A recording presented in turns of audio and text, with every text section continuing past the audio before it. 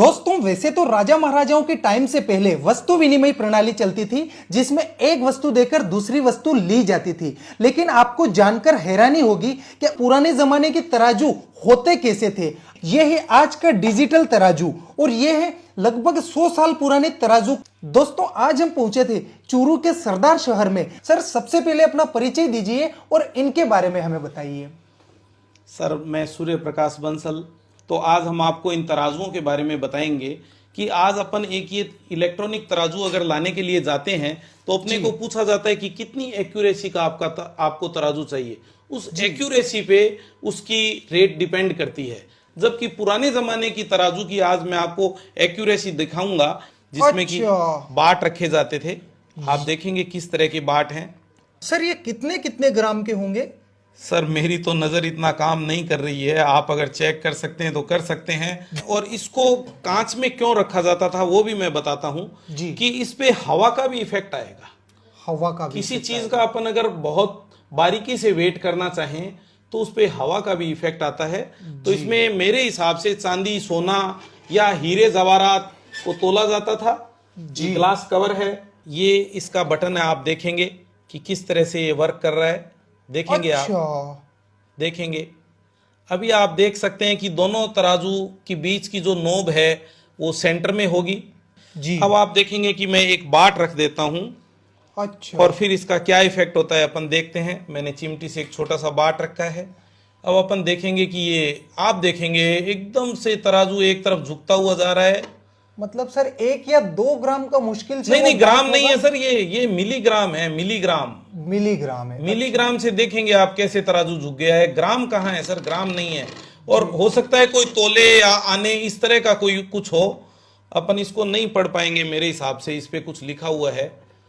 कोई जो सोने चांदी के जवाहरात के काम करते हैं जी वो भाई लोग अपने को बता पाएंगे। सर सभी के ऊपर 5, 10, 25 सीएम ही लिखा है सर। सीएम लिखा हुआ है। तो ये कोई तोलने का माध्यम था जी, जिसका अपने को पूरा नॉलेज नहीं है। दोस्तों आपको जानकर हैरानी होगी कि ये एक तराजू है। इसे आप पॉकेट में इजीली रख सकते हैं। इसकी साइज का अंदाजा लगा सकते हैं आप मेरे हाथ से कि कितना छोटा सा है और कितना एंटीक है। सर कितना पुराना होगा ये?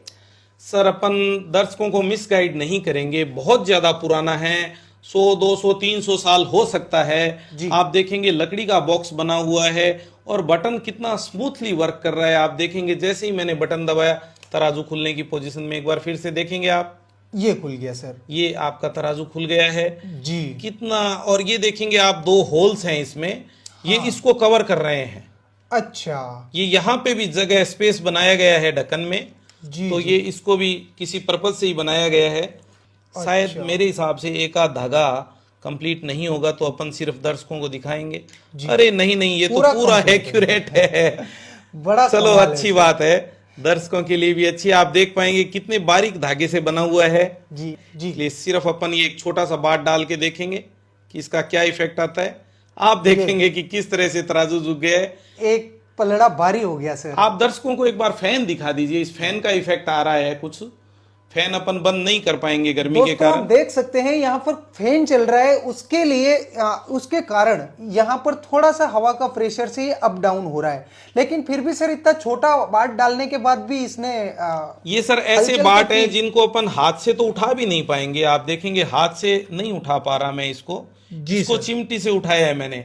इतना छोटा बाट और इसको मैंने यहाँ पे। और दोस्तों आपको जानकर हैरानी होगी कि इसी बॉक्स के अंदर तराजू और इसी के अंदर ये बाट रखने का एक बॉक्स है।